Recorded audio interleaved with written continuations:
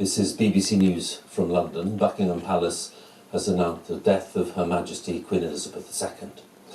In a statement, the palace said the Queen died peacefully at Balmoral this afternoon.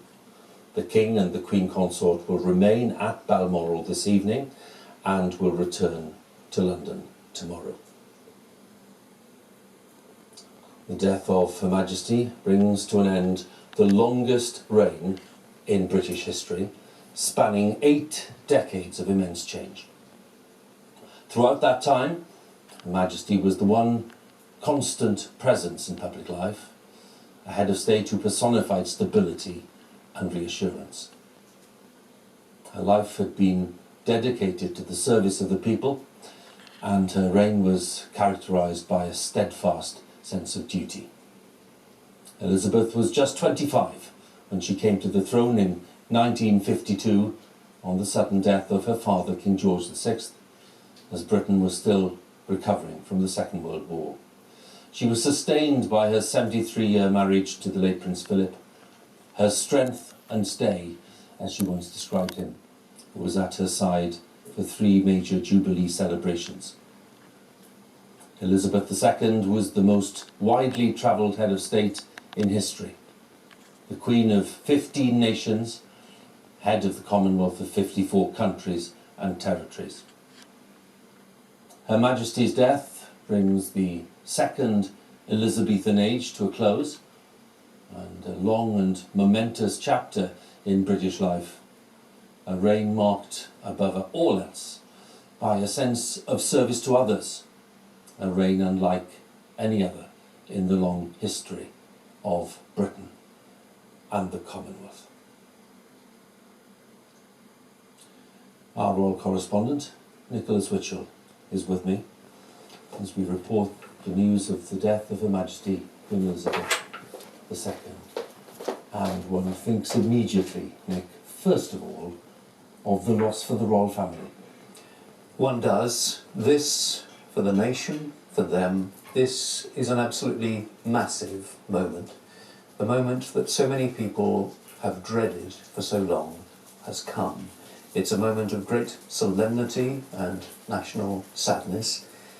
It's hard, really, fully to take it in. It's no great surprise, given her age and her declining health. But nonetheless, it is a very considerable shock to feel that she has died. Millions of people, I think, as they learn this news, will feel a sense of personal loss. And I think many people will find it rather disorientating. Let's just understand this moment. It isn't just the death of the longest lived, longest reigning monarch in British history, a monarch who has been there in the background to our lives for most of us, for all of our lives. It is the end of what I think history will judge to have been one of the most remarkable reigns in the 1,000-plus years of the British monarchy, a reign which will be remembered and talked about in years to come. Now, whether you are a monarchist or not, and we know, as we've said this afternoon, that not everyone is, she was a monarch who earned the widest possible respect here in the United Kingdom and throughout the world. It's the end of the reign of Elizabeth II, a monarch who always put duty first, who brought dignity and decency to the highest office in the land, who embodied the best of qualities, who's been a focus for national unity and identity, and who has been the still, calm centre of stability and reassurance to this nation and the other nations of which she has been head of state for more than 70 years, while so much around her has changed. She has been the distillation of our national identity. She has been constant in an ever-shifting world, constant, steadfast, dependable, dutiful.